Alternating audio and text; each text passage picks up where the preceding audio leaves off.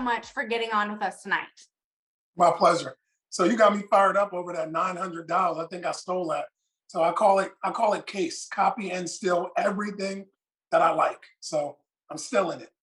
Well, good. I think we all should do it. So that was a test, right? Who's reading what we put out there? So, and I'm good. I'm excited. So, Bryan, you absolutely crushed it at convention. You always crush it. You've been someone that I've looked up to for a long time, and every time you speak, it comes so from the heart, and you can tell how much you care about this business. So, for anybody who might have missed convention or just doesn't know your backstory, could you just give us like the quick, version of how you got involved, how long you've been here? So how I got involved in Family First Life or in the insurance industry. Whatever you like, Bryan. So I started at the gym. I was selling gym memberships, and I was there for 10 whole years, working 80 hours a week, making 120 grand a year. I thought I was actually doing pretty good from 18 to maybe 25. Then I realized, wait, you're working 80 hours to make that money. It's not that good. You're basically making 60 grand a year. So that transition was, I had to find something, and they actually told me that I could not take a vacation, right? And if I took a vacation, I no longer had a job. So they called me on Monday. Where are you at? I'm like, I'm on vacation, Chad. He said, you no longer work here. No problem. I got online. I started looking for something. I went on Craigslist, and I actually found an ad that said, we have too many clients, not enough agents, right? And every family you help, you make about $500. It didn't say life insurance, all right? I went to a meeting, and I actually sat down in that meeting. A guy was talking about life insurance. The whole meeting, the first 45 minutes, he just said, have fun, make money, make a difference. And I like helping people. That's always been a passion of mine. But at the end, he said life insurance. I almost got up and left. Luckily, I did not, okay? Started my insurance career. Oh, I think it's kind of funny too. The guy from the gym called me back the next day, like, hey, you know what? We want you to come back and manage this other gym. And I'm like, remember, we no longer work together. Click, I banged on him. It felt good. His name's Chad Abramo. I look at Chad all the time still. He looks at me making money. I know he's pissed he let me go. But so that being said, my first year, I didn't know anything, Marissa. And I started at an inferior company making 55%, right? So that first year, guess what though? I didn't know crap, but I was able to make 120 grand my first year in insurance, not knowing anything. Second year, I did pretty well, 200. Third, fourth, and fifth, I was stuck at the 250 mark. My first year partnering with FFL, I was able to help 533 families, which was like literally double. And the only thing that changed was the leadership. Sean building a company that was selfless the way he put it together. He put the agents first. And that three-legged stool approach is so dope, where it has to be good for the clients, has to be good for the agents, and just can't hurt the company. That concept is unheard of in the insurance industry because everybody's trying to screw you over. So I'm mad that I didn't come until 2016. I wish I would have came in the beginning with those guys in the beginning, but I finally did come, and the grass was actually greener on the other side. Yeah, I love that. And everyone's timing is different. So, well, Bryan, again, thanks so much for getting on. And I thought of you for this call for a lot of reasons, but I had an agent call me over the weekend, brand new. And she was like, hey, I went to this client's house, and, he said that he's going to call me back in 3 months. And, he want to think about it. He's going to call me back in 3 months, and he's going to get the coverage. And I was like, well, I have not done a good job then, because I haven't done a good job explaining that the client obviously can't get it in 3 months if anything happens to him, and what could happen in 3 months, and blah, blah, blah, blah, blah.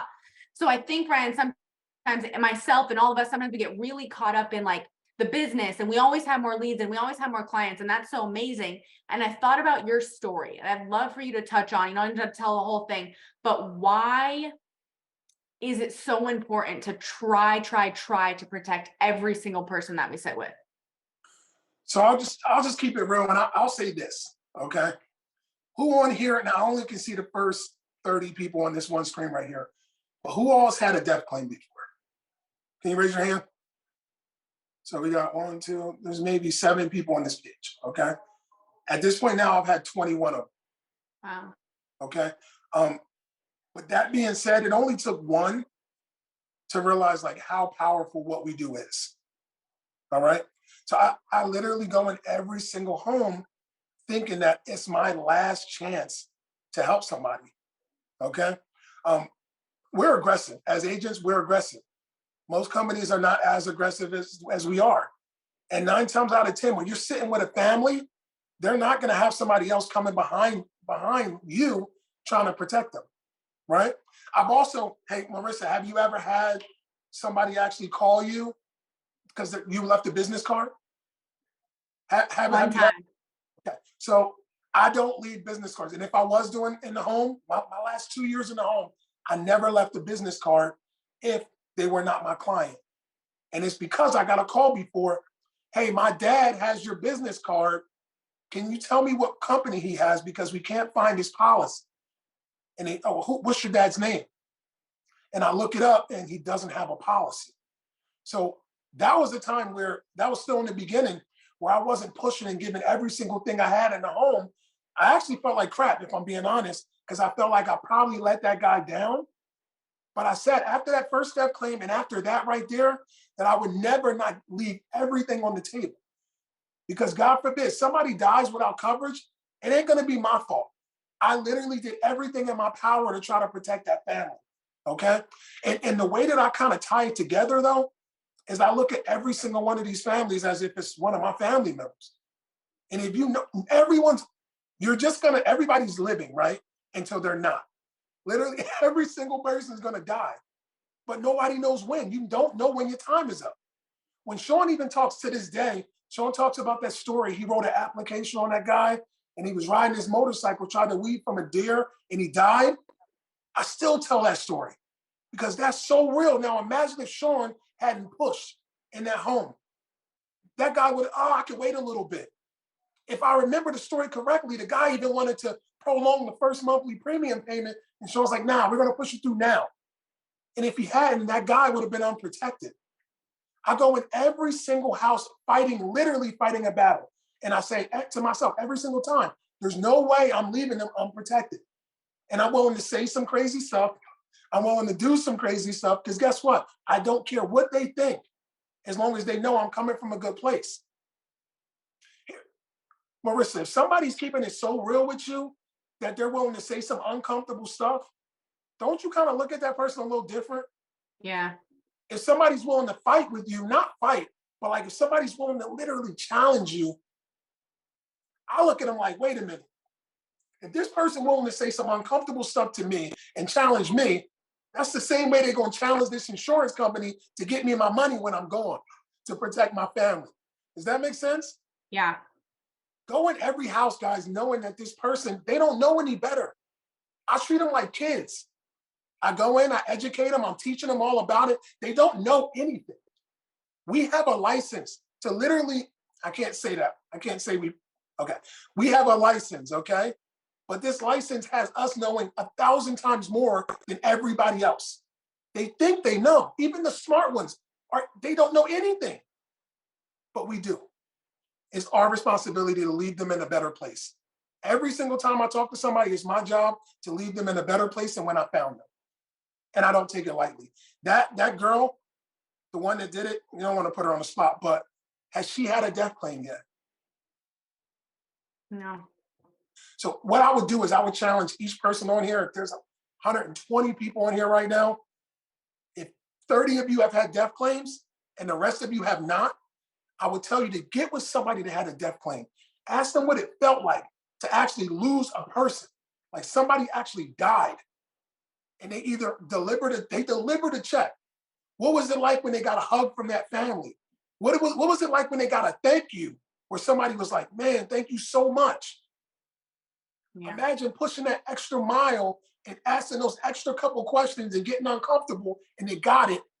But then the person that's just got the check remembers you pushing that hard. And they say thank you. What do you think that thank you feels like? I can tell you it feels good. Yeah, it's incredible.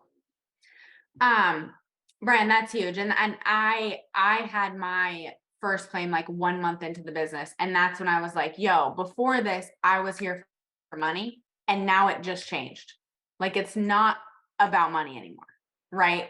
And that's huge. And that guy, and like you said, that they become your family. He calls me like every 3 months. He's like, is my policy still good? Because his wife passed. And I'm like, yeah, unless you change your bank account, like we're still good, but like I love you, dude, right? So Bryan, you mentioned, you came in at the old company, and then you're here, and you went from a place where you were like, 100 families a year, 150 families a year, 250, and then here you skyrocketed. So we have a lot of newer people coming in, a lot of people that are, 5, 7, 10 families a month. What do you think the switch is? What are some things that they can implement to go from 5 or 10 to 25 to 30? Like, where does that change? And what are the things that, some advice you could give them?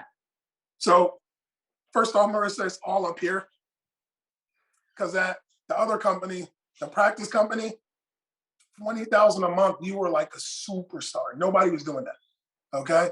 But it's just knowing that it's possible. There's people doing 100 families a month now. I mean, this is easy.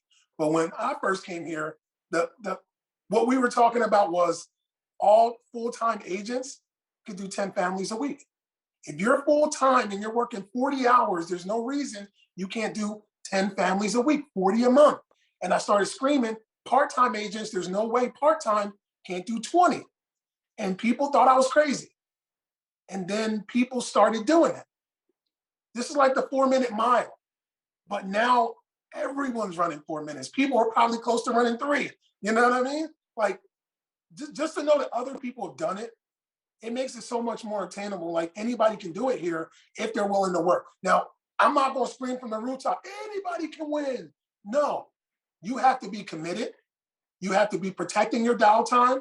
Shoot, that $900 in one day, that's hard. Like, you got a culture here where you're helping these guys. You're whipping them into shape. But protecting your dial time, investing money consistently. So one big thing, Marissa, I had no business acumen. At the other company, nobody worked with you on that. Nobody tried to get you to think more of yourself and to push yourself harder and invest more. I was spending $200-300 a week on leads. The first time Mark Mead told me to spend $2,000 a week on leads, I looked at him like he was crazy. Okay? He said, hey, spend a lot on leads. I said, all right, I'll spend a lot. I got $500. And he was like, that laugh, whatever, you laugh, right? And I'm like, yo, what's so funny? He said, I need you to spend $2,000.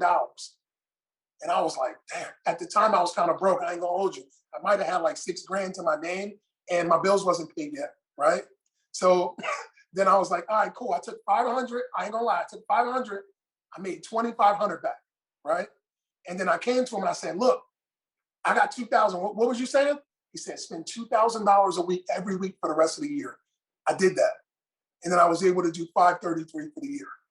Guys, put the money up. Don't be afraid of it. Have the business acumen to understand it's just reinvesting back into yourself. And without investing the money, you ain't gonna make money. Scared money don't make no money. And what Sean told me, and I took it to the heart, cheap does not look good on anybody. So between protecting your dial time, I think live dials is crazy. I think the live dials is nuts. I know you guys have a live Zoom, and then you guys do the lock-ins. Like, how important, you talk about how important it is about plugging in, because I heard you talk about your group chat, plugging in on that, right? But why not plug into everything? If there's people literally giving you this information, like, you have it all, it seems like. It seems like you guys have not dropped the ball on anything. And at this point, Marissa, you have so much training in place, somebody can almost go eyes closed without help and write 20 families a month. It's like, to get to the next level, that's when you would reach out for help. Does that make sense? Because I feel like 40,000 or 40 families, I feel like 40 families a month is not a lot. I feel like 40 families a month is not a lot. It's 10 families a week. I feel like it should be the norm. Now, what these guys are doing, 100,000, 100 families, that's different. That takes some coaching. Am I going in the right direction? Am I speaking over some people's heads? Because I really think I'm just speaking. Does that make sense? Yeah.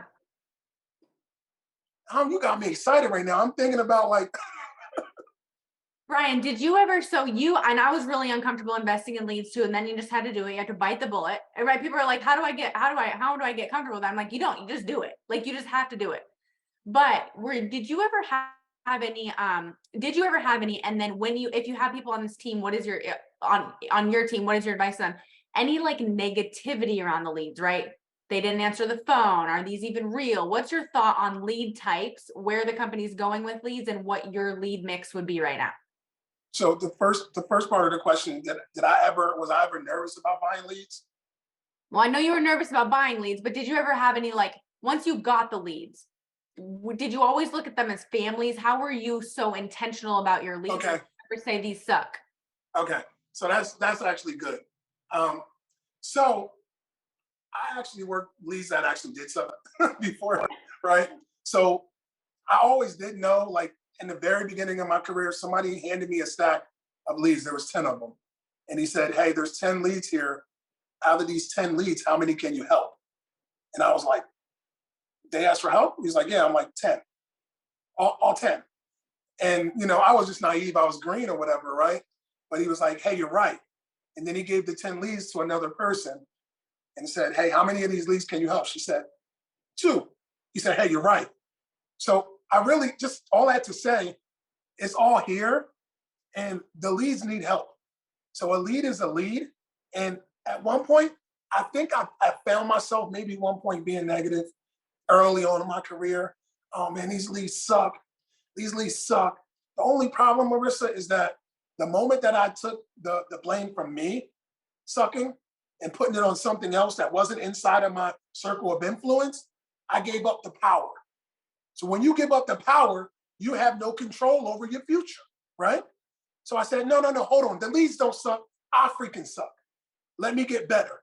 Let me up my game.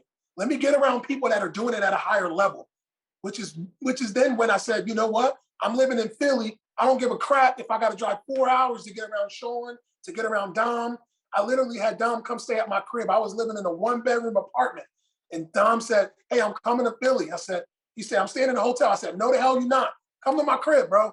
He was like, wait, what? I'm like, I don't got a room for you, but stay on the couch. He was like, all right, bet.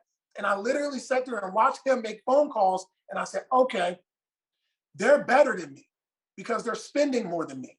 And once I realized that, it was game over. Now, the other part of that is your swag goes through the roof. If y'all don't know what swag is, it's like your energy is flowing. You know what I mean? That's the swag. You know what I mean? But your swag goes through the roof when you got a lot of leads. So when you don't have enough leads, Marissa, you tiptoeing on stuff. You don't want to say certain things. When you got enough leads, you'll be like, look, I need you to stop acting crazy. I'm just going to go help the next family. Do you want it or not? Not like, I mean, it might get like that sometimes. You know what I mean? But you only can do that when you have enough leads. Now, the other thing is it more dangerous to spend more money or less money? When I ask a brand new agent, I say, hey, real quick, is it more dangerous for you to spend, what's more risky? Spending $1,000 a week, let's say even 2,000. I say 1,000 because I don't want to blow their minds right away, right? But $1,000 a week, or is it more dangerous to spend 200? And I sit back and listen. They're like, well, of course it's more dangerous to spend 1,000. It's more risky. And I'm like, cool. Well, is it? And then I go so extreme and I say, hey, if I put you on a foul line and you get 10 shots at the basket, you got to make 2 of them. Or somebody that you love gets shot and they die. And I'm like, whoa, that's extreme. Yes, it is. Or I'll let you shoot 100 baskets and you only need to make 2. What's more risky? Well, obviously the 10. Yeah. It's the same thing with buying leads. See, you only have to make how many shots to break even? If you're at 100%, you need to make 1 basket to break even, right? Invest in $1,000. Invest in $200, you still need to make how many to break even? 1. But you don't have a lot of shots and you suck. So you need as many shots as possible. And when you explain it to somebody that way, something switches, a light bulb goes off and they say, well, it's actually more risky to spend less money. And when more people understand that, it's a wrap. Right now, what I'm starting with as far as brand new people on leads, I love the 1, 2, and 3 month final expense direct mail leads. We've been using the instant internet with bennies, with beneficiaries, and them joints is all right. When you can just call somebody and say, hey, I'm getting back to you and this is your beneficiary. And they're like, oh yeah, you just touched that point, you know what I mean? Yeah, that's huge. They can't tell you they didn't fill it out because you're like, your son's name is, Right. Brian Mendenhall. And they're like, Facts. oh yeah, I got that. That's huge. Um, Brian, so now you're all over the phone, but you used to be in the home. What's your recommendation, right? A lot of people love the idea of telesales. What's your recommendation for who should go in the home? Who should who should do it on the phone? And at what point do you make that transition if you make it? So honestly, everybody's trying to do it over the phone now, and I'm like, and I'm really just trying to prove the motto because all these other people are doing it, and I mess around and sell 5, 10 grand here and there. I'm just trying to do it because it seemed hard to me. Be honest with you, I'm a dinosaur, so it's different, right? Going in the home is so easy. I just go in there and smile at somebody, and they give me a check. That's how it works. You know what I mean? But on the phone, it's a lot like it's a disadvantage. They can't see me. But what I would say is a brand new agent with no experience whatsoever, I would much prefer them to like get in the home, actually sit with people, see the people face to face. There's some energy that you pick up on. You can see facial expressions, you can read people. And then once you're good at that and you actually start to master the in-home, then you can kind of go over the phone and you can pick up on some of the same stuff that you sat down and was watching. Like you can read body language over the phone. You can. But a brand new agent, they don't have a clue. So that's at least what I would say. Um, if somebody's obviously already been working over the phone nonstop and they're already winning at that, I wouldn't switch up anything. So I would keep them on the phones. But if you had no experience, I would say to go in the field to at least start off. Can I ask what you recommend to your guys? Yeah, no, I would, if it was my choice, Brian, I would send everybody in the home unless you have phone experience. Well, what I always say too is I always think going on a home, anybody can do that. Like truly.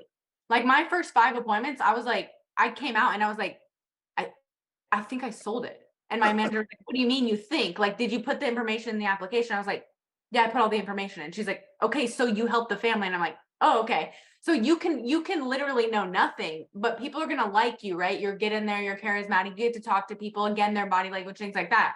Over the phone, you don't get to have that personality. So, but I do think in the home is easier. And I think telesales is a little bit of a skill, whereas in the home is not so much skill. So I always say if you have money in your account and you have time financially to learn telesales, then you should learn it. But if you need money now, you got to go in the home, right? All right. All right. Um, so Brian, I also think when we get a lot of people on here, and I just randomly thought of this question, I think we get these amazing guests like yourself. And I think we've all been that brand new agent. You've been the brand new agent, I've been, all of our Hall of Fame producers have been the brand new agent. And they think like, oh, these guys have just been, so successful for so long. What are some of like the things that, I don't know about mistakes because you probably wouldn't go back, but what are some of the things that you're like, hey, if I was a brand new agent and I would have done this sooner, what's some sort of advice or mistakes or, regrets, for lack of better words, that you have? That's real good. Oh man, you trying to squeeze all the good stuff. I might have to charge you for this. So, so look, first thing is, I mean, I was stupid. I didn't know the investing leads. I told you, I spent 5 years at the other company, and then only 2 months wasted here. So then I actually figured out to actually spend real money. The other thing is, I never really started building a business until like 2017, 2018, and I was just selfish. I was horrible. Like I made like even my first year here, how much money I made, got a new house, cars, all kind of stuff, and didn't tell anybody what I did. I was literally a secret agent. That was hard. Um, I don't know. I don't think I was embarrassed. I just think maybe I thought it was like gonna run out or something. Like I didn't want too many people to know because I didn't want it to go away. You know what I mean? But I kind of look at it now like what we do is like a gas station up the street that only has gas for $1 a gallon and it's unlimited. So why wouldn't we tell everybody, unless you're just a jerk and you want somebody to pay $4 versus $1, it's unlimited. That's the potential that we have now. The other thing I would tell you is my whole career up until December of 2019, I was very emotional. I, if you already know, I'm very passionate, right? So, but I thought passion and emotion, they were the same. I thought they went together. And I actually had a conversation. This is good. Like, y'all need to hear this. I actually went up to Sean's office. He was still in Connecticut at the time. And we had a conversation. He looked at me and said, hey, you'll never build a business. I said, what? are you talking to? Like, I kind of got a little mad. Like, what you mean? And then he was like, unless you remove the emotion. He said, you're passionate, but you're emotional. He said, you can be passionate without emotion. Remove that. So in 2020, I said, hey, I am not making any more emotional decisions in my business. It was my New Year's resolution. In 2020, no more emotional decisions. I took them away. We were stuck at 250, 300 for 2 years. We went from 250 to 900,000 because emotional decisions were gone. From if I hired a recruiter, how much I paid them, oh, I got to spend this money. Chief didn't look good on me, right? But that was an emotional decision to where if somebody was on board for a month, it wasn't going good, I fire them because I made an emotional decision. I didn't give them time, or like I didn't want to invest, or just all kind of emotional decisions out of fear and a lack of, instead of an abundance mindset. Those things right there are massive. And that right there, I could just drop the mic on that one, to be honest with you. Yeah. Other mistakes, um, I'll tell you. I mean, I said on the one call, but I put my CEO hat on. I made 7 figures in a year in insurance. Kind of messed me up a little bit. My mom, she made 80 grand a year as a prison guard, and when I was making 250, I'm making 3 times what she was making, and then 500, and then so on and so. It's gotten crazy, right? To the point where I just put the CEO hat on and kind of forgot what it was like to be in the trenches, forgot what it was like when you were brand new, struggling, just trying to survive, when we were rabid about building this business, when we literally were just trying to survive. You know what I mean? So those are some huge mistakes where now, like, I'm working harder than I ever have at this point. I'm in the trenches. Like, I go out and sell, like do telesales and stuff because I want these guys to see me. I'm on the live dials with them. I'm doing everything. I'm working more than I ever have. Those would be all the mistakes that I would tell you. And if any of you guys cannot make those mistakes, your career, you'll see it just speed up a lot quicker. Wow, that's huge. Abundance mindset and emotionality is huge because Bryan, I went through that a lot too. And also, guys, you can relate that to any stage that you're in. Like if you're getting mad at the families for hanging up on you on the phone, that's emotional, right? Like that's about you. That's not business. That's being passionate about protecting them is one thing. But if you're getting upset or having a bad mindset, or I can't believe they hung up on me, like that's what I would do. I just get so frustrated. But it was like that was about me. So I think the emotionality is not passion. Emotion is not passion. That's huge. That's funny, Marissa. So it's one more thing on that, and it has to do with the emotional thing too. But I hear a lot of people talk about it, but I haven't heard it lately. So I'll just drop this last thing. Do you know why most people end up going out of the business? What I've seen. Well, Why? what's the number one rule in business? To stay in business, right? So you have to stay in business. And if you don't have leads or you don't have money for leads, you're out of business. Unless if you work with Marissa, she's gonna buy you some leads, right? So Oh, there's going to be some rules. there's gonna be rules with that. So, but with that being said, the main reason I've always seen people go in and out of the business or leave the business is they got emotional, but they rode the roller coaster. And I used to ride the roller coaster. It's very stressful. It's very stressful. Like I remember having a good month and I'm like, yeah, that's what I'm talking about. That's what, come on, let's go, baby. Like fired up. And then I have a bad week or a bad day or a bad week. And then I'm just like, oh, I'm in the dumps. Like, oh yeah, baby, I'm about to win. Like up and down and up and down. And that playing with your emotion will mess your head up.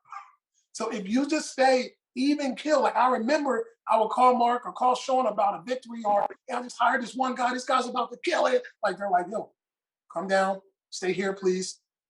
And that was the best advice I ever had. If you stay even kill and you don't get too excited or too down low, don't jump off the bridge when you have a bad week. But don't run through the street naked when you have a great month. Keep your clothes on.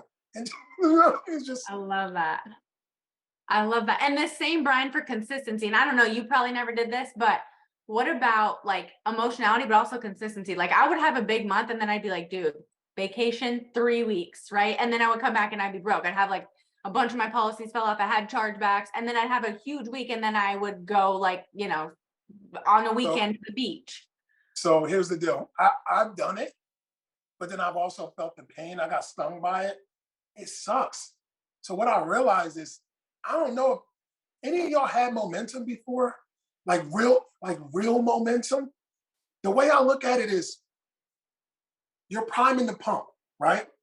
The whole time you guys are on live dials, you guys are in these lock-ins, and what you're doing is you're pumping. You're pumping. You haven't seen the results yet, but you're pumping and you're pumping and you're starting to see some results.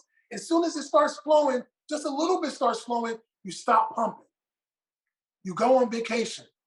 You chill out. You take the family somewhere, right? But when you come back, that oil is twice as far down. So now the momentum is dead stop. What I realize is one of the hardest things to get back in this business is momentum. And now when you have it, do not play with that thing because it might not come back for a minute. Don't let it go. Momentum is massive in this business because one thing about momentum, once you pump and pump and pump, or that snowball starts to roll, before you know, it's an avalanche and you can't stop it because you won't want to. But you got to prime the pump until you get there. So yeah, I will, if that's another mistake I made, stopping and going and stopping and going. And that momentum thing, I'm glad you brought it up, but that's huge.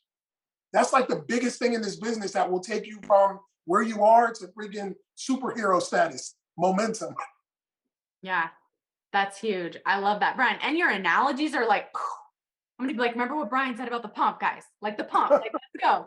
That's huge. Well, Bryan, you're absolutely phenomenal. Again, we look up to you so much. You've been crushing it. I heard you on the integrity call a couple weeks ago. Convention absolutely hammering it. So we're just excited. We're lucky to have you. And again, thanks so much, guys. And we have all kinds of dial time. So let's get back to it. Thank you guys for having me on. Thanks, Marissa.